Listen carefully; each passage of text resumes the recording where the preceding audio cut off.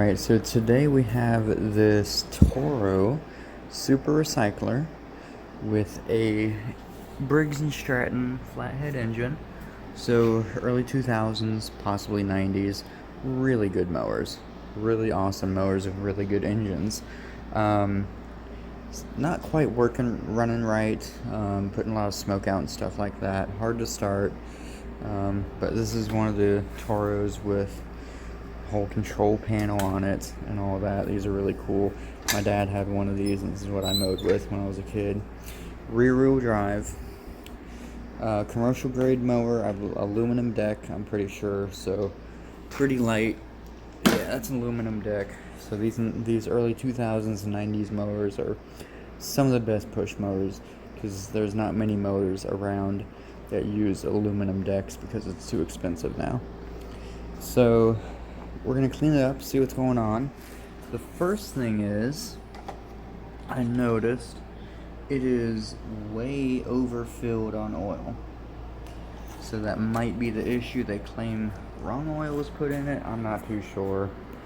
But we'll see what happens. Also, there's kind of like an oil spill here. I already kind of cleaned up.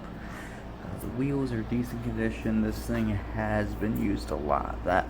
Those wheels are very worn down. Looks like it has some kind of chute here. Never seen that before. Probably for a bagger. But yeah, I think this will clean up really nice. Hopefully we can get it working right for him. And this is going to be a good mower that'll last us a long time. Alright, so got the oil changed out.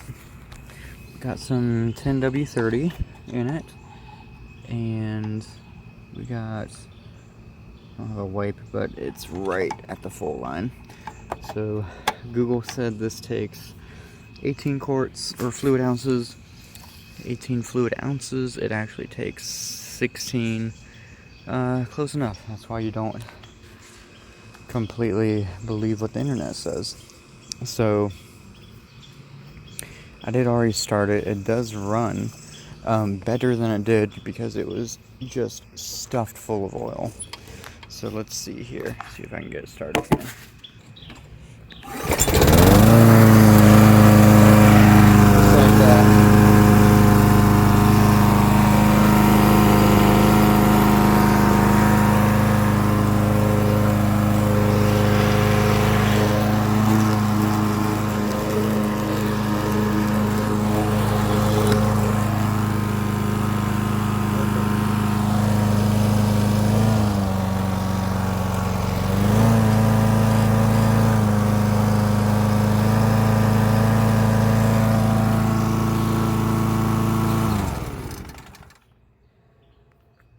And this engine runs great.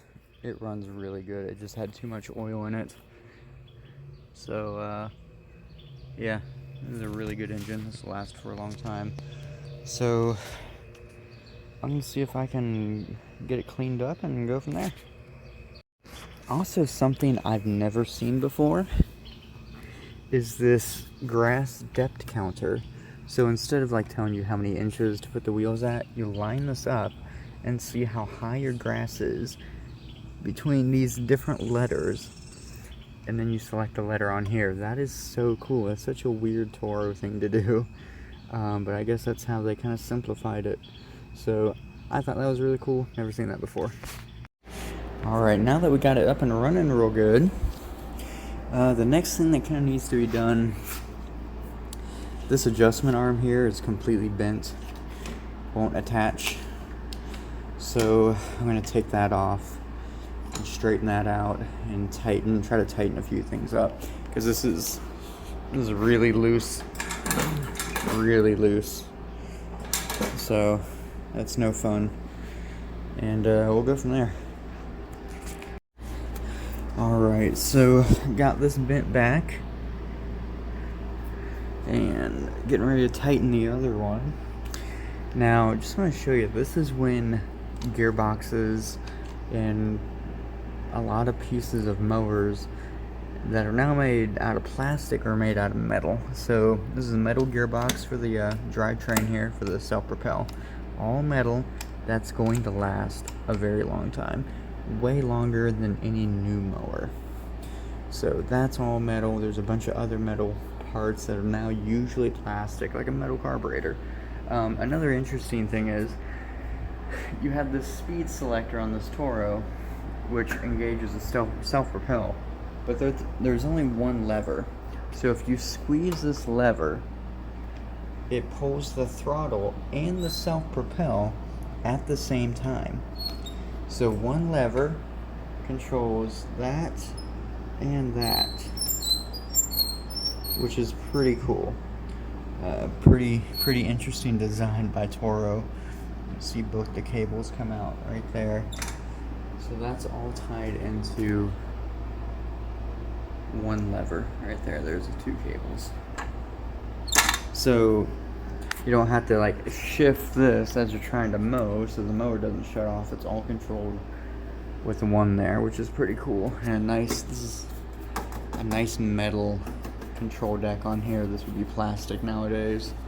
So yeah, getting everything put together, gonna straighten this out a little bit and go from there. Alright, so we got it all finished up.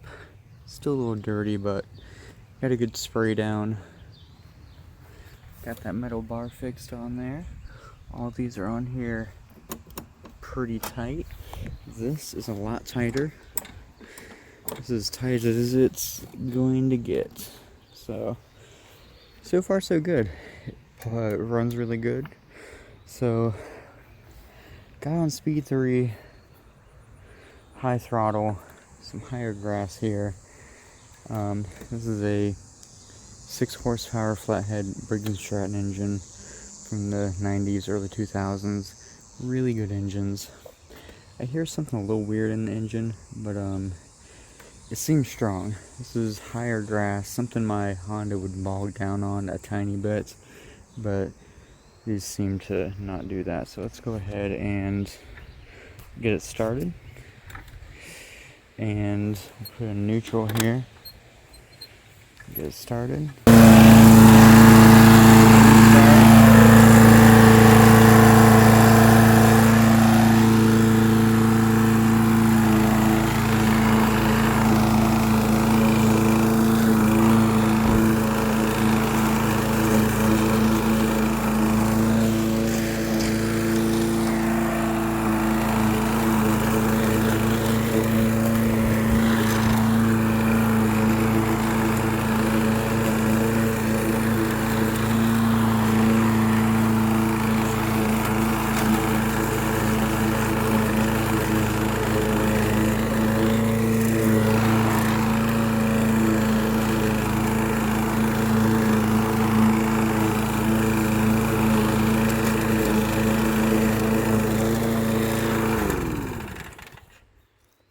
So really strong performance on this mower.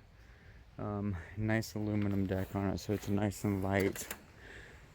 Mow quality is really good. So I like it a lot. It's a good mower. So it's got another few years on it. Alright, so overall thoughts on this old Toro self-propelled mower, comparing it to a modern mower. So aluminum deck, that's always good. I will take that over the steel deck of any new mower any day. They're much more sturdy, they vibrate a lot less, and they last longer. The Briggs & Stratton flathead engine kind of feels more powerful than this modern Honda engine with the overhead valve. Don't know why, but this tends to bog down in much higher grass, and these don't ever get phased by higher grass. It's amazing. Even though that's much better on fuel economy, but you know, it's a mower, who cares? One thing I don't like about it is the self-propelled. When you first start it, you have to have it in neutral, and you pull this all the way back, and then you let go of it a little bit, and then you push it into whatever speed you want. It's pretty clunky. Probably for the time it was cool, but now just kind of a pain. It is rear-wheel drive. That is always a plus. And and just the quality of it's better. It is kind of harder to pull backwards because of the clunky design of the self-propelled. I much prefer the smart drive system on the Honda. It's much easier to use. But besides that, it's a pretty good mower. And if this got new wheels on it, this would be probably a perfect mower to use. It would last for years. So overall, I like this mower. It cuts nice. I think it cut nicer than the John Deere push mower I last worked on, but the Honda still does leave a nicer cut because of the dual blade design in it. But yeah, these are great mowers. Keep them running. Don't throw them away. Just keep them fixed, and these will last a long time. Probably last longer than this Honda, to be honest with you. But yeah, great mower. Also, the height, grass height indicator that you set to there is pretty cool. Never seen that before.